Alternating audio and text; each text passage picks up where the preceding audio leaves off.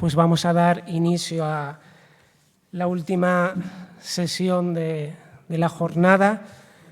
Pido disculpas al público y también a nuestras conferenciantes porque hemos tenido unos problemas técnicos, como habéis visto, pero bueno, finalmente se han solucionado y vamos a poder disfrutar de las comunicaciones.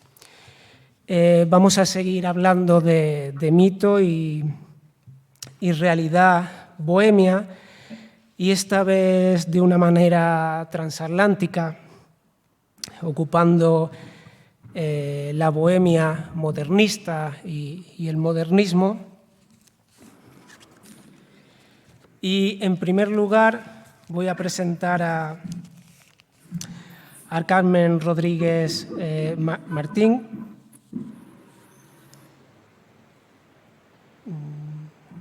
¿Es nuestra primera comunicante, Carmen Rodríguez? Sí, es nuestra primera comunicante,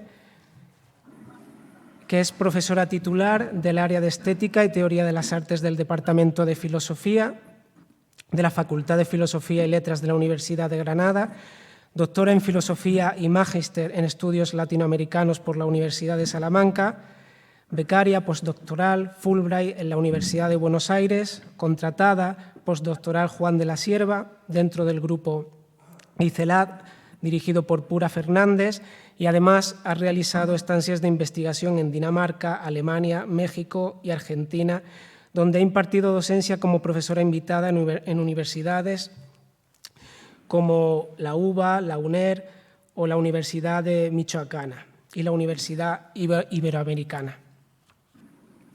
Hoy nos va a hablar de Alejandro Sux y Juan Mas-Ipí, versiones de la bohemia en Buenos Aires. Voy a dar la vuelta al PC para que las dos conferenciantes veáis al público, ¿de acuerdo? Así que cuando quieras, Carmen, muchísimas gracias.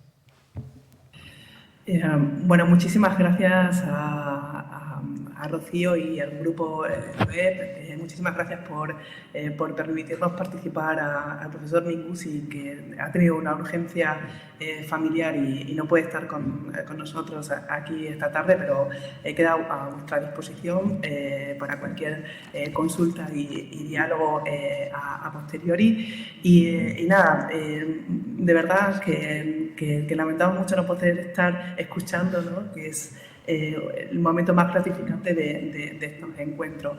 Gracias al grupo LOEP y a Rocío, reitero las gracias porque de verdad es maravilloso de recibir vuestros correos incansables y participar en vuestras actividades, ¿no? De verdad que es admirable la labor que hacéis como grupo de investigación.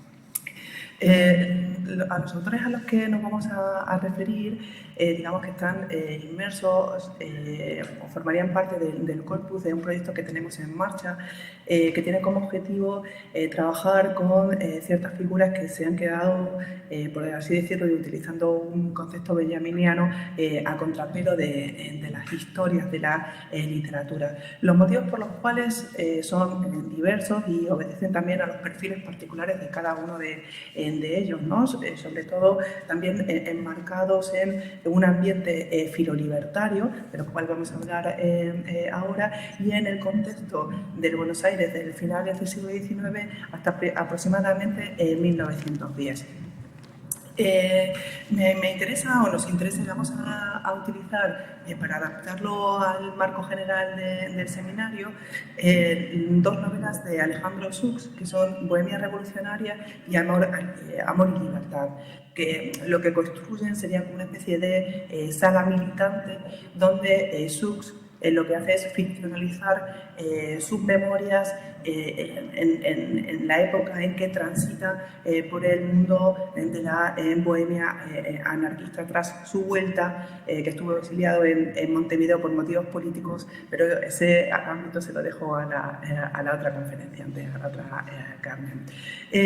A nosotros nos interesa principalmente trabajar el concepto de bohemia vinculándolo a cómo se configuran las subjetividades autoriales, las subjetividades de los escritores, porque eso nos sirve para luego reflexionar sobre sus relaciones en el campo intelectual y también para ver cómo se ha recepcionado tanto su producción como su trabajo y constitución autorial en la historia de la literatura. Por eso nos resulta muy interesante ver cómo se autoperciben desde el punto de vista tanto individual como del colectivo, como los elementos que los hacen unirse a determinados grupos, ¿no? Tanto en agrupaciones como las revistas o prestando atención a otro elemento que en la bohemia y en las novelas de Seuss va a ser fundamental, que es el entorno del café, en este caso el café de los inmortales. En este momento, o en estas formas, o en este acercamiento cálido, autopercepción que está ligada a esa construcción de subjetividades, es interesante prestar atención al carácter autobiográfico de las novelas de Seuss, ¿no? Él dice en el prólogo que son un reflejo de la vida bohemia que conoce porque lo ha vivido, ¿no? El aspecto del testimonio ahí es sumamente importante y propone que son una reelaboración de los recuerdos acumulados que únicamente han sido modificados en virtud de resguardar las personalidades o los nombres verdaderos, pero si una conoce puede identificarlo de los personajes, ¿no? Esto me interesa porque es una línea que vamos a recuperar al final de los esbozos que vamos a lanzar en tanto a la configuración de la figura del intelectual y de cómo se manifiesta dentro y se mueve dentro del campo va a luego derivar en cuál va a ser la misión y la función tanto del arte como del artista. Una cuestión muy interesante también a destacar, que solamente apunto, es que estos personajes, tanto Seuss como Masipi, se mueven en la categoría que Juan Suriano, al analizar las prácticas culturales de los anarquistas en Buenos Aires, denomina como heterodoxos. Esta heterodoxia, ¿qué es lo que marca? La heterodoxia marca una basculación entre la defensa de unos determinados presupuestos estéticos que van a dialogar con una herencia modernista. Darío es fundamental y estos, tanto Masipi como Seuss tienen relación con Darío porque va a ser maestro de Alberto Giraldo, que va a ser como el gran dinamizador cultural, por así decirlo, del ámbito filolibertario al grupo al cual ellos se suman. Digo, tiene esa vertiente, la heterodoxia tiene esa vertiente estética que dialoga con el modernismo y dialoga también con una versión y adaptación de la herencia del realismo y del naturalismo. Y por otro lado, con el ámbito de la militancia. Por eso, si militancia y prácticas estéticas del arte por el arte son como los dos extremos, la heterodoxia va a bascular entre unos y otros. A mayor compromiso estético, menor grado de militancia; a mayor grado de militancia, más acercamiento a la línea ortodoxa y, por lo tanto, a la línea más propagandística e ideológica, ¿no? Para entender a qué se refiere o qué queremos ilustrar con esto de la heterodoxia, donde se aunan militancia tanto política como estética, uno de los elementos fundamentales que van a definir a esta bohemia es su apelación a todo el campo, la familia semántica vinculada al término juventud, ¿no? Es la juventud, dice Alejandro Sud, la que debe conquistar la gloria empuñando una lira. Aquí tenemos el ámbito del arte, ¿no? Pero construida a golpe de martillo sobre el yunque del dolor humano, vemos en la práctica militante, para luchar por la perfección de los hombres y la libertad de los pueblos. A esto es lo que voy a volver al final para pensar cuál es la misión del artista y la misión del arte. Los bohemios hoy, y aquí voy a utilizar a la palabra bohemio como sinónimo de poeta, artista e intelectual, tienen que tener esta actitud, una actitud combativa, porque es esta actitud combativa la que les hace y lo transforma en revolucionarios. Revolucionarios estéticos, revolucionarios políticos, ¿no? La bohemia, según Alejandro Sux, y también lo suscribiría Masipi, es revolucionaria porque así lo exigen los tiempos, porque así, y estas son palabras textuales, lo exige la nueva misión del arte. Así, como os decía, ¿no?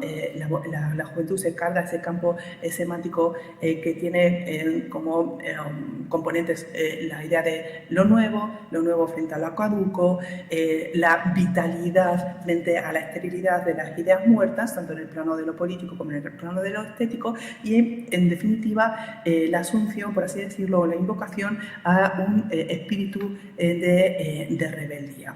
Este espíritu de rebeldía es lo que haría posible la transformación social, porque lo contrario sería la inmovilidad, y la inmovilidad implica el cerramiento a los cambios, la imposibilidad de disensos, y la imposibilidad de disenso, la imposibilidad de transformación, lo que hace es cancelar el futuro y, por lo tanto, impedir ese progreso hacia lo mejor.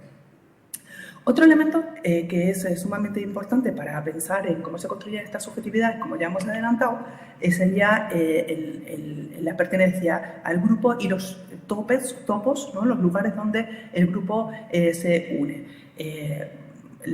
Uno de ellos, como ya sabemos, sería, y como ya he dicho, sería el café, ¿no? En lugar del café como el lugar de encuentro, y también como ciudadela, por así decirlo, para separar los adentros y los afueras. El Café de los Inmortales va a ser, digamos, el lugar crucial donde se van a desarrollar estas dinámicas, por así decirlo. Aparece al principio de Bohemia Revolucionaria y aparece al final de Amor y Libertad.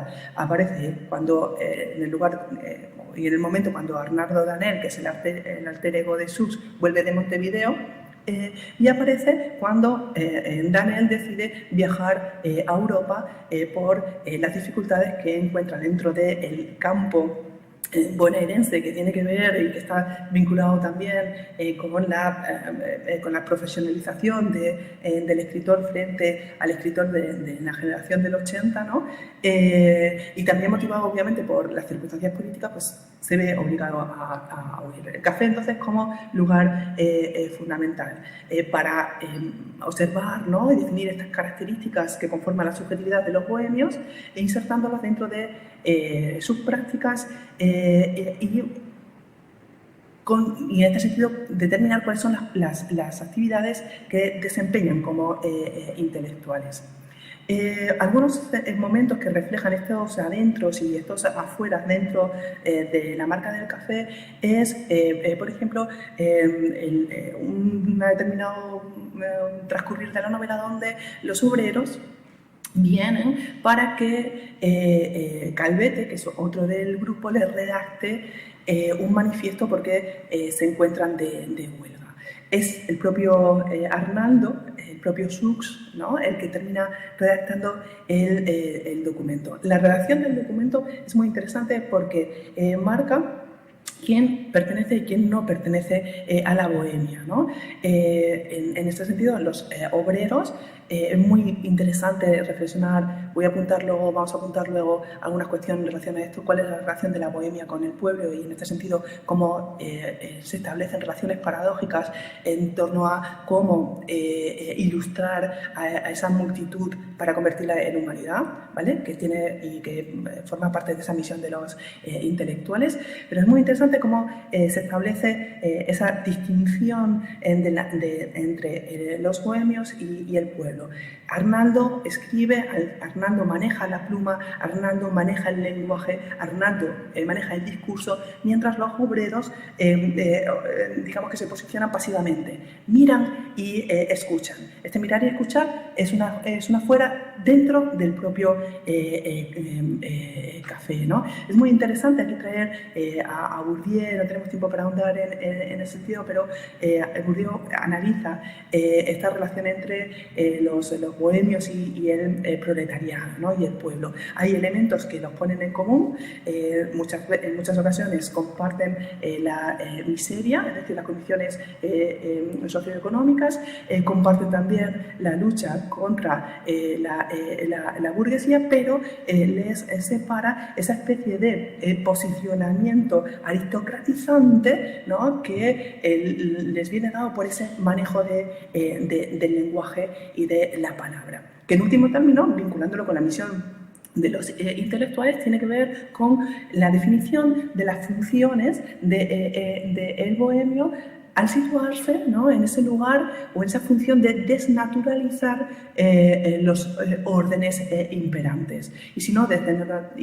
desnaturalizando, portando un determinado ideal, ¿no? En ese sentido, y volviendo y relacionándolo con el término de la juventud, es muy interesante aplicar aquí el concepto de cultura del discurso crítico, porque es a través, ¿no? De esta práctica discursiva en la que en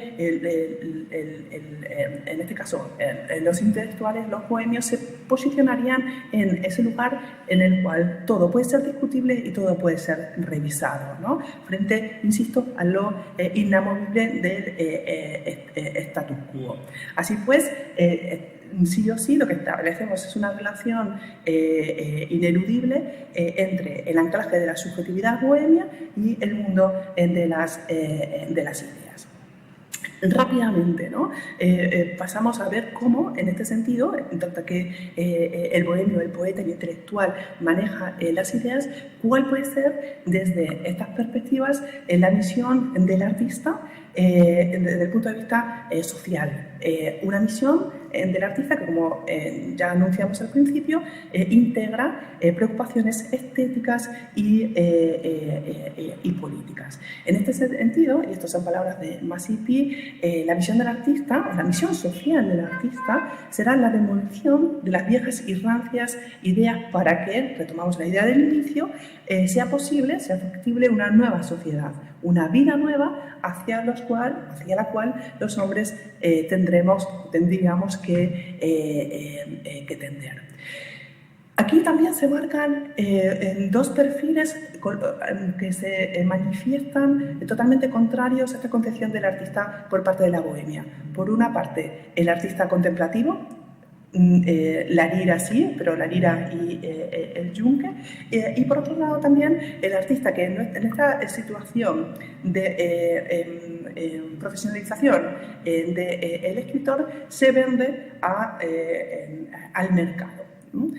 Por eso es muy importante el posicionamiento tanto de Sux y de Masipi de ser fieles a su idea. De hecho, en un momento determinado de Amor y Libertad, la compañera de Sux explica que el venderse al mercado tiene una consecuencia para la originalidad del estilo de Bernardo Danel. Por eso es por lo que decide marcharse a Europa, uno, y por otro lado, dos, porque trabajó con la protesta y haber trabajado en la protesta le cierra oportunidades de colaborar con ciertas publicaciones.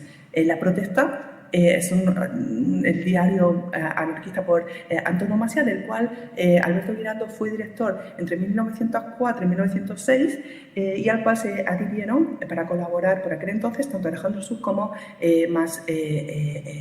Masipi, ¿no? Contra la idea de estos artistas contemplativos y con vender, ¿no? la originalidad, los bohemios, Masipi y Sux van a defender, y eso está unido también con el concepto de juventud, el autodidactismo, ¿no? El cultivo de sí y, por supuesto, la autonomía. Por eso se van a mostrar muy reticentes a utilizar el paraguas de cualquier ismo, ¿no? ¿Por qué? Porque la venta a un ismo implica el encorsetamiento de la autonomía, el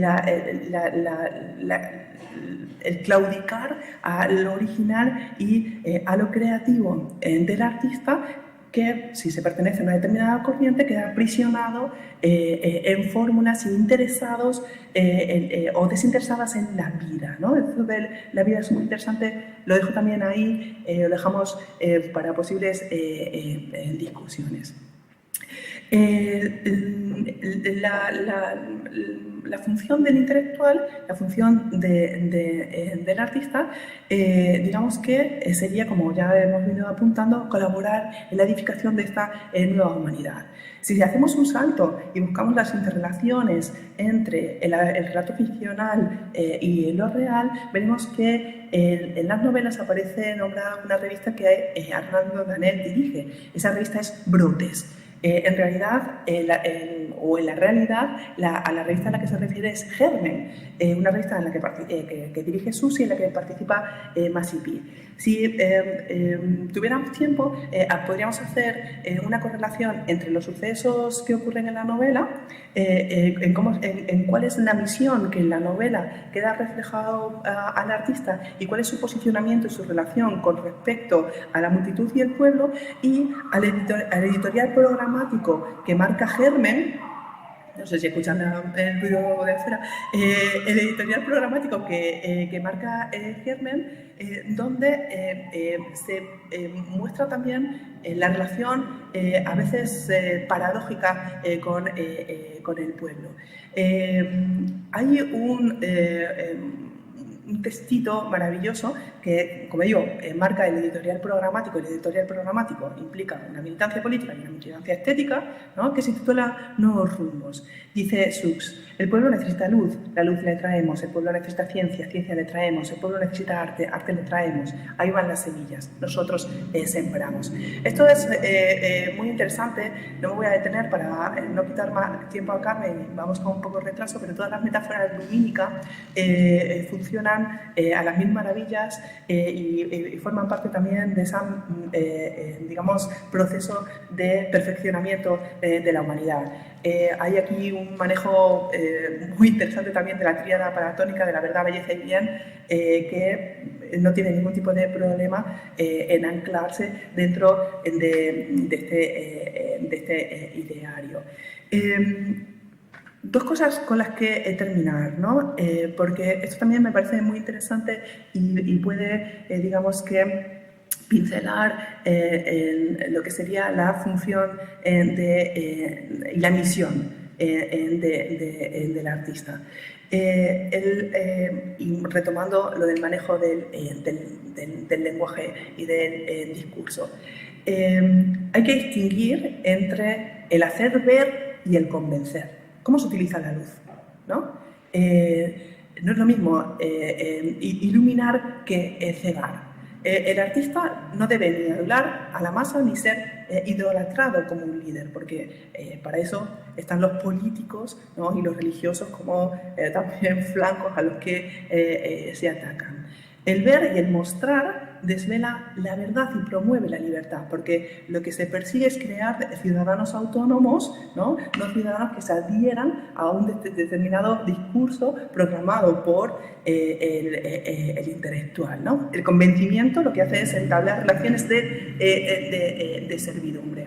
Y lo que proponen ser es totalmente lo contrario, ¿no? En ese sentido, guiar es no obligar a seguir, sino descubrir la senda, que es el título de otro poema de Sux, donde Sux, junto a Masipi, en otros poemas de temática parecida, se lamentan de la ignorancia y de la oscuridad en la que se encuentra sumido el pueblo y que le impide caminar a esa estancia mejor, ¿no?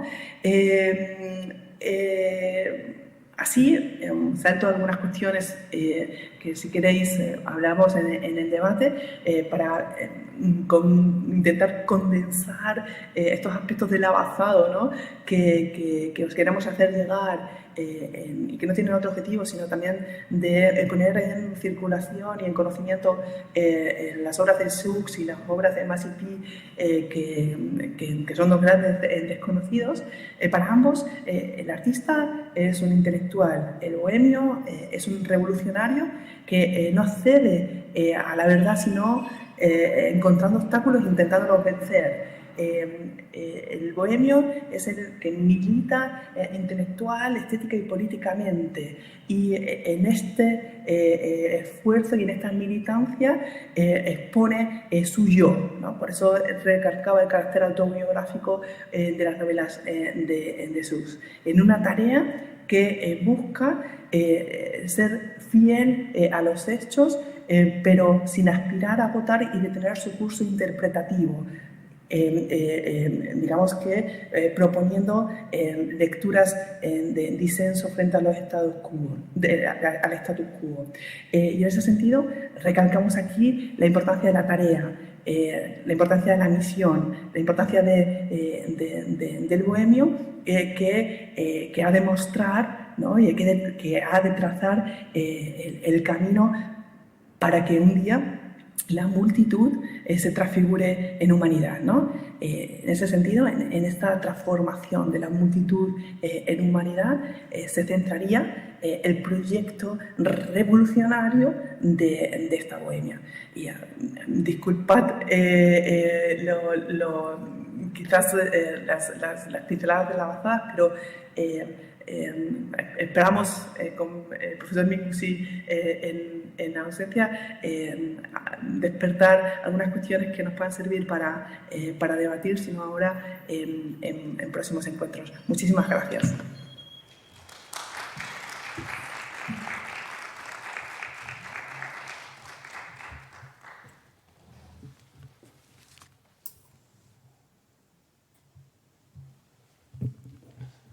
Pues muchísimas gracias, Carmen. Sin duda una intervención muy interesante, ¿no? Como Seuss y MASPI adjetivan la bohemia, ¿no? Y le añaden esa palabra de revolucionario. Antes hemos estado debatiendo sobre el concepto de bohemia, qué significa ser bohemia. Creo que con tu intervención después vamos a prolongar este debate. Así que dejamos las preguntas para el final de la sesión y voy a presentar a nuestra siguiente comunicante. Ella es Carmen. Estos cambios de... Sí. Carmen Carrasco Garrido es licenciada en Humanidades, máster en Literatura Europea, Enseñanzas de Lenguas, y además es doctoranda adscrita al programa de Lenguas y Cultura y a la línea de investigación Estudios Literarios Hispánicos. Hoy nos va a hablar de bohemia y dandismo, singularidades literarias en el Uruguay del 900. Así que tienes la palabra, Carmen. Buenas tardes. En primer lugar, dar las gracias a Emilio José, que me imagino que habrá tenido una labor de plataforma, y también dar las gracias a los asistentes, al grupo de investigación Las Gradas de Plata por la organización de este seminario con este título tan sugerente, y también dar las gracias por aceptar esta comunicación, y en especial a la coordinadora Rocío Santiago por hacer posible este seminario y por facilitar que esté aquí de esta manera no presencial, porque yo realmente estoy en España, estoy en Andalucía, en Huelva. Unas pequeñas pinceladas como introito. En torno a 1900, las condiciones sociales, políticas, económicas y culturales en Uruguay eran ya lo suficientemente reconocibles como eso que Calinescu denominó modernidad histórica, de manera que todas las condiciones estaban dadas para que Montevideo generara su singular modernidad literaria. La encarnó la generación del 900, que tuvo como aliento los nuevos aires procedentes de Europa, pero también las propias circunstancias de modernización en Uruguay y el modernismo en su versión hispánica vía Buenos Aires. No hay que olvidar que en los últimos años del siglo XIX Rubén Darío conformó en la capital argentina un fecundo cenáculo que resultó clave en la consolidación del movimiento y que mantuvo relación directa con la intelectualidad uruguaya, Al margen de la clase letrada tradicional, esta generación, integrada por grupos de poetas e intelectuales, la mayoría autodidactas, se formó y se expresó en revistas, cafés y cenáculos que transformaron por completo el ambiente literario y el modelo mismo del escritor en sus relaciones con el poder, la sociedad y la academia. Pero lo que me gustaría insistir a lo largo de esta comunicación es en que la actividad de gran parte de esta generación, que se trasladó al espacio turbo y bohemio del café, se aproximaba a las actitudes y retóricas del decadentismo, escenificando un modelo de comportamiento y escritura inspirado en el Maudit francés, a medio camino entre el anarquista, el bohemio y el dandy, que fue la forma dominante de expresión de inadaptación y disidencia por parte de esta generación. Desde una asumida marginación y desde la adopción del prototipo de rareza teorizado por Darío, en su particular galería de malditos, la bohemia, la decadencia y el dandismo fueron ejercidas como formas de provocación por jóvenes que se sumaron a los círculos decadentes de Herrera y Racing en su Torre de los Panoramas, a Roberto de las Carreras en sus tertulias del Polo Bamba y el Café Moca, o más fugazmente de Horacio Quiroga en su consistorio del Gai Saber. En el Montevideo de comienzos del siglo XX, esos círculos constituyeron el modo más teatral de la transgresión. Alcohol, drogas y sexualidad heterodoxa fueron exhibidos y divinizados en el espacio marginal de la noche. En Montevideo, la bulliciosa calle Santa Teresa, junto al Templo Inglés, era donde algunos de estos intelectuales, escritores y artistas, vestidos de niños bien, giraban en torno al placer, la ansiedad, la tristeza y el olvido, con la cabeza apoyada sobre el hombro empolvado de una cocotte maquillada con lunares falsos. Así lo relata Carlos María Domínguez en su novela sobre la biografía de Roberto de las Carreras y su madre Clara, titulada El bastardo. Pero la bohemia y el dandismo, con su sublimación de lo estético y el placer, constituyeron otro modo de provocación que particularizó el decadentismo uruguayo, ya que la búsqueda aparentemente superficial o frívola de la belleza, la extravagancia y el hedonismo eliminaban de la vida de su practicante cualquier obediencia moral, atentaba contra la mediocridad burguesa y contra su reglada percepción del buen gusto. Además, el culto a uno mismo inherente al dandismo y la oposición desde el individualismo a la idea misma de lo normal constituyó una disidencia de lo que José Pedro Barrán denomina disciplinamiento en sus estudios sobre la vida cotidiana en el Uruguay del 900. Pero ¿cuáles eran los rostros y las voces propias del modernismo en el Uruguay de fin del siglo? En Uruguay, el modernismo significó un momento cultural y literario particularmente complejo y rico y heterogéneo, un momento de convivencia de tendencias muy distintas que fueron desde el idealismo al anarquismo y desde el esteticismo al naturalismo, pero donde prendieron de manera particularmente intensa, más quizá que en ningún otro país hispano, las actitudes retóricas fueron las decadentes. Montevideo en particular fue un escenario en el que se simultanearon tertulias y se cultivaron amistades tan aparentemente dispares como las de filósofos, herméticos, anarquistas y decadentistas, siempre desde un lugar militante y provocador que no fue meramente ornamental. El dandismo y la bohemia, más o menos codificadas en sus rasgos esenciales según la factura europea, se ensancharon y personalizaron en Montevideo sobre todo en torno a un elemento, el incremento de la presencia y el significado de lo sexual, que fue una seña de identidad en las retóricas de provocación propias del fin de siglo. Horacio Quiroga, Herrera y Racing, Roberto de las Carreras, Nin Frías o Delmira Agustini, por ejemplo, introdujeron el sexo en el espacio social y político, a modo de denuncia y protesta ácrata contra los valores morales imperantes en la época, desencadenando incluso polémicas que, como la del divorcio, trascendieron lo literario y llegaron a influir en el diseño de la ley que en Montevideo se proclamó en 1913 y que tuvo su primer proyecto presentado en el Parlamento en 1905. Como sabemos, la clave que define el modernismo en el contexto amplio de la modernidad histórica es el talante reactivo contra los nuevos mitos de la ciencia, la razón y el progreso. Desde su raíz romántica, la modernidad estética se colocó enfrente de ese nuevo orden que se asimiló a la moral burguesa, cuestionando la suficiencia de la razón y expresando su extrañamiento e impertenencia mediante la evasión, el regreso a distintas formas de espiritualidad y la protesta y rebelión individual. La modernidad histórica y la estética marcan una dialéctica de confrontación que se materializó en dos vertientes, la decadente en el ámbito literario y la anarquista en el ámbito social, de la que emergieron las figuras del escritor dandy y del bohemio.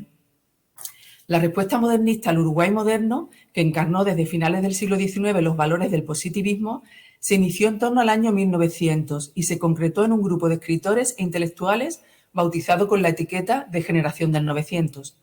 La rebeldía de esa generación contra el Uruguay, que fue consolidándose a partir de la primera presidencia de José Batlle y Ordóñez, se expresó a través de 4 transgresiones que dejaron huella en el discurso literario. Una ideológico-filosófica, la idealista, una social, la ácrata, una moral, la sexual, y otra estética, la decadentista. 4 líneas a veces en pugna, pero alimentadas en una savia común, que a grandes rasgos puede simbolizarse como ese movimiento pendular que iba desde el pesimismo a la exaltación de una nueva era. Una de las claves del modernismo fue la redefinición de la función de la creación artística y literaria, y en consecuencia la imagen misma del artista y del poeta, en un nuevo orden tiranizado por el valor económico y la utilidad. En ese proceso de autodefinición, en la configuración de esa nueva identidad que fue el poeta moderno, el punto de partida estuvo en el sentimiento de extrañeza y de alienación, en la sensación de no tener un hueco en la sociedad urbana, capitalista y utilitarista, y en la búsqueda del arte como ideal de vida al estilo de la verdadera bohemia de Alejandro Sawa. Una de las vías de escape de este momento histórico fue la creación de un espacio ideal que la iconografía modernista concretó en el azul popularizado por Rubén Darío.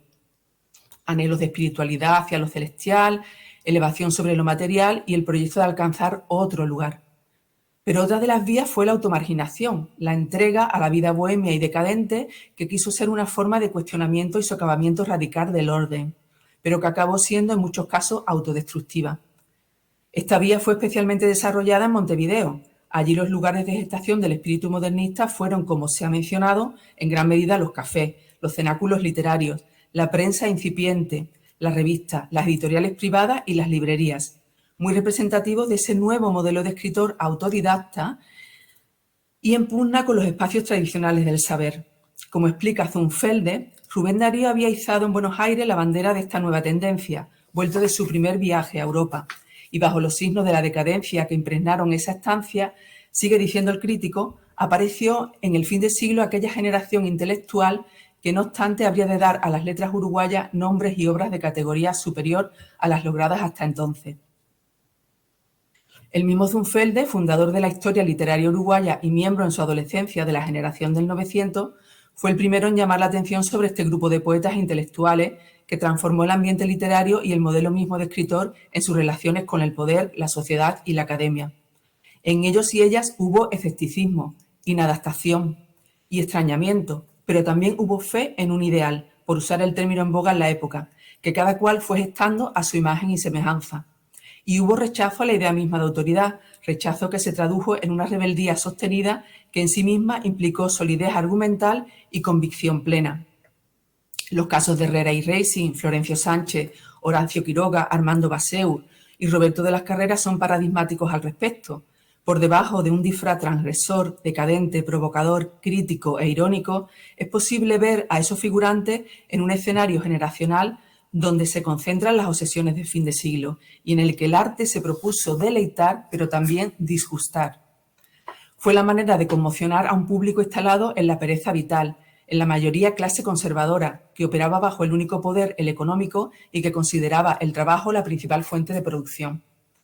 Los cenáculos y círculos que crearon los miembros de la generación del 900 facilitaron la circulación y el intercambio de ideas provenientes de diversos países, propiciaron un espíritu de militancia y la elaboración de proyectos literarios colectivos, en revistas, libros y editoriales, que lograron la asimilación de una actitud compartida a pesar de la pluralidad de voces.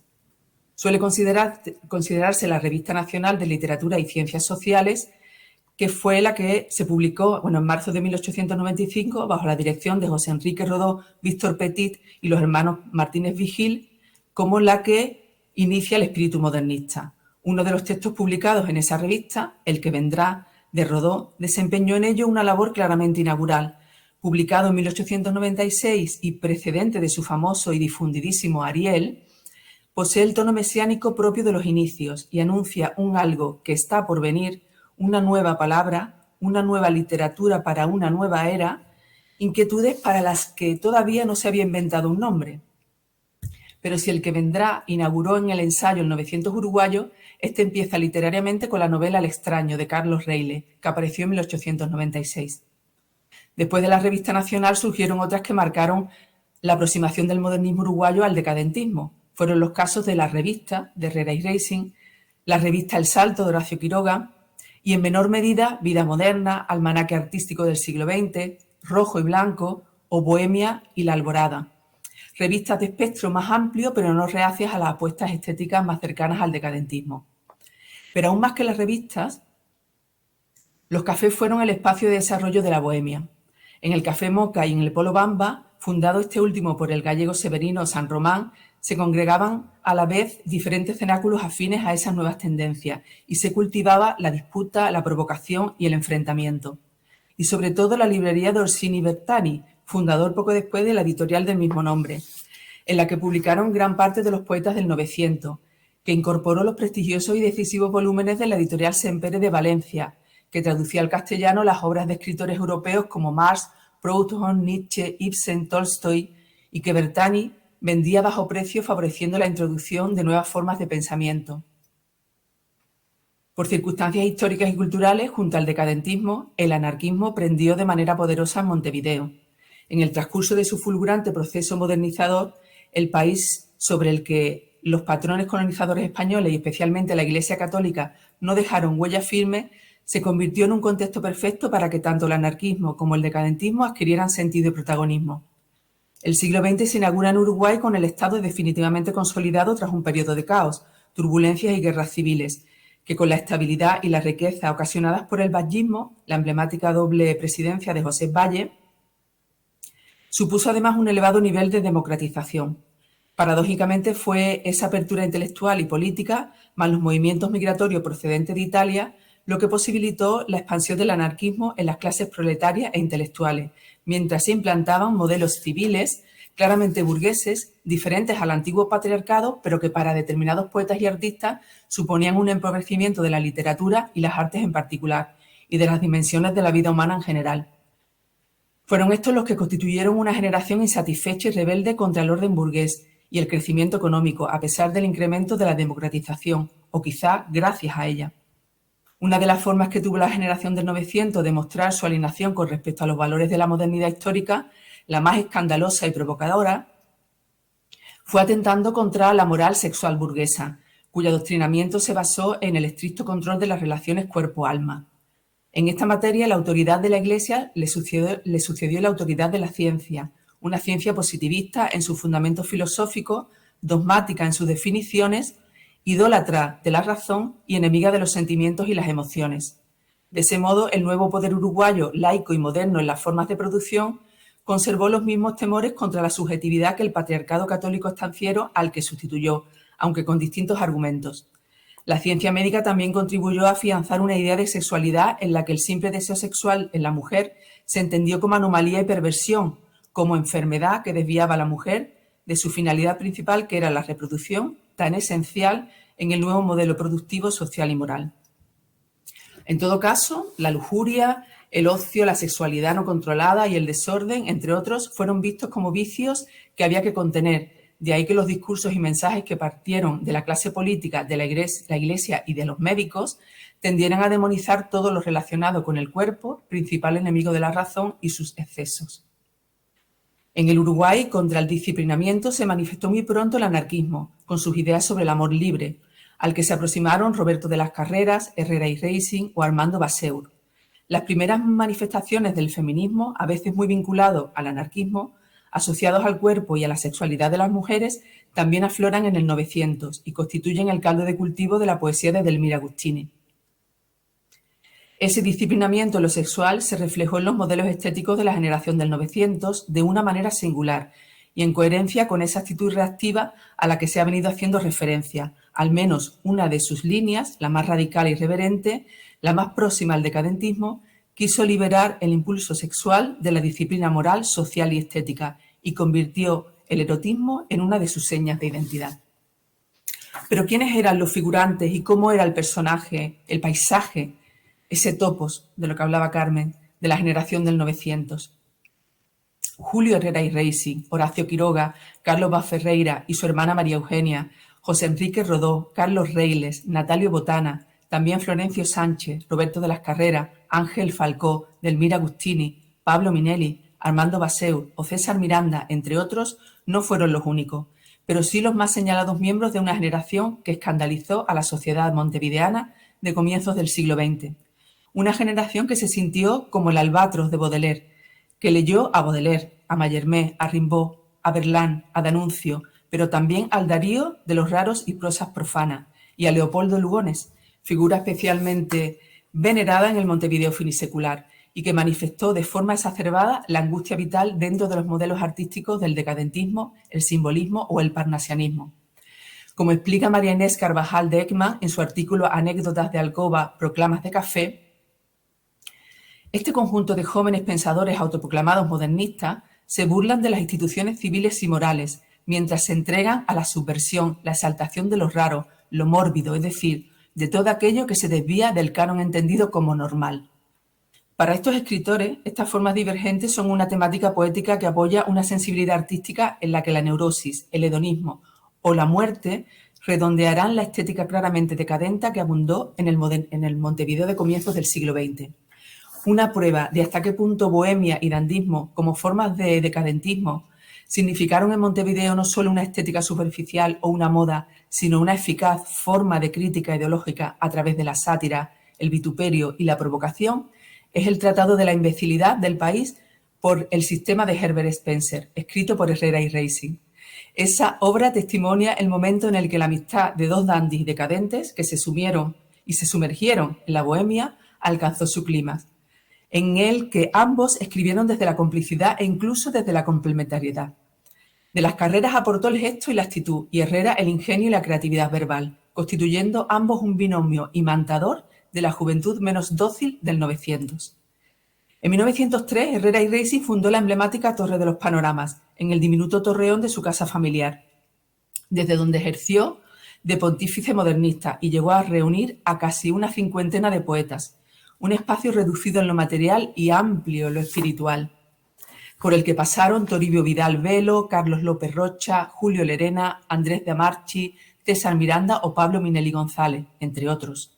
Mientras Herrera y Racing apenas abandonaba el hogar, aquejado de su grave enfermedad cardíaca, de las Carreras, el maestro de la Torre, se paseaba por Montevideo insuflando las calles de provocación, novedades literarias e ideas libertarias, y arrastrando su propia leyenda de maldito, raro y decadente. Llevaba a los estados en la Torre, a las librerías, a las tabernas y los cafés, y la reacción de la ciudad de regreso a la Torre.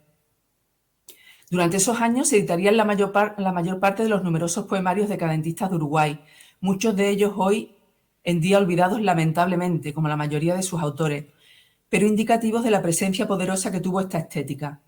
Muchos de ellos ejercían además de anarquistas, en una llamativa simbiosis de la que de las Carreras fue el modelo más eficaz.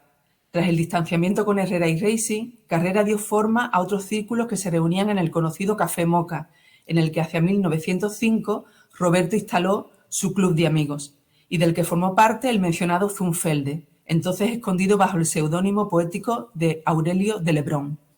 En estos nuevos círculos el interés se desplazaba claramente a lo social. Había rebeldía, actitud crítica, reacción y actitud reformista.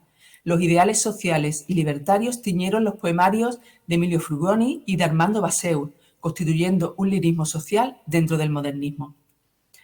Los dos amigos, como era conocida la librería de Barreiro y Ramos de la calle 25 de Mayo, fue otro de los lugares intelectuales donde se discutió sobre el positivismo.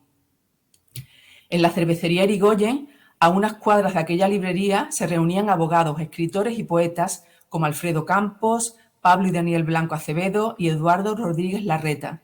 En la esquina entre 33 y 25 de Mayo, la librería Berro aglutinaba la vida universitaria.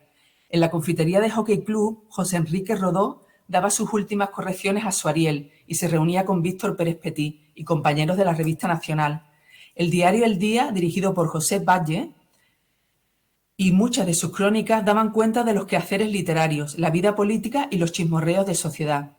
El Café Moca y el Polo Bamba fueron testigos de horas frente a la Senta Verde, la Musa Verde, un café y un vaso de ajenjo de locos vestidos con desaliño, como los calificaba Carlos María Domínguez en su novela. como Florencio Sánchez, Ángel Falcó, Lasso de la Vega, Edmundo Bianchi y Alberto Lasplace, que publicó su revista Bohemia. En cenáculos literarios como el Consistorio del Gai Saber y en la mencionada Torre de los Panoramas se empezó a jugar a los poetas malditos.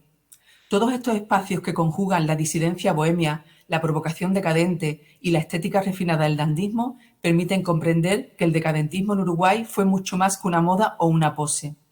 Además de en estos paisajes, en estos topos, las doctrinas libertarias que se correspondieron con el decadentismo sexual y la heterodoxia moral de los bohemios contaron con un organismo de gestación, debate y difusión, el Centro Internacional de Estudios Sociales, fundado en 1898, formado por intelectuales y militantes, que se convirtió en plataforma de promoción de la filosofía nietzscheana y de planteamientos políticos como el socialismo en sus diversas corrientes, el anarquismo y el sindicalismo. Muchos jóvenes intelectuales del país, también poetas decadentes y bohemios, se unieron a este centro, adoptando su lema del individuo libre en una comunidad libre y negando cualquier otro principio. Bajo su amparo ideológico, Florencio Sánchez y Roberto de las Carreras proclamaron el derecho al amor libre y calificaron el Código Civil como una monstruosa tiranía romano-medieval. Para finalizar, añadir que el año 1900 fue una época de curva descendente, de fatigados retornos, de tedium vitae, época otoñal de vacío donde las apariencias, el sueño y la soledad pudieron ser el germen del erotismo trágico y de una nueva visión del lenguaje erótico, que se manifestó en la literatura masculina, pero sobre todo en la femenina y en particular en la obra de Delmira Agustini. En esa dirección apuntó Carlos Real de Azúa en su imprescindible ambiente espiritual del 900, cuando subrayó la relevante y significativa presencia de lo sexual en el corpus literario del modernismo uruguayo, como una forma clara de transgresión que hay que emparentar con la rebeldía moral del decadentismo. En ese ambiente de jóvenes entre 20 y 30 años, la bohemia, el decadentismo, los cafés y las torres de marfil llegaron ya con una pequeña biografía legendaria a sus espaldas, que tanteó en los espacios celestes y en la búsqueda de los ideales. El spleen, una especie de hartazgo de la humanidad, según Domínguez, una morriña, un hastío ante la ausencia de alegría y paz de ánimo, solía afectar a los jóvenes de esa generación, que habían encontrado en el Ennui de Baudelaire y la estirpe de poetas franceses que lo adoptó una vía de expresión colectiva y en creciente prestigio artístico, esperanzados de incorporarse por fin al lugar del que por error la naturaleza les desterró. Sin embargo, por debajo de la inoría, el espectáculo, el escándalo, la transgresión sexual, el hedonismo, el desorden y la no normalidad, lo que habitaba era una profunda soledad ennegrecida por el miedo a la muerte y a la nada, una soledad y una muerte que no dejarán de nutrir al personaje y su pose de dandy, bohemio y decadente como parte de una vida convertida en obra literaria. Muchas gracias.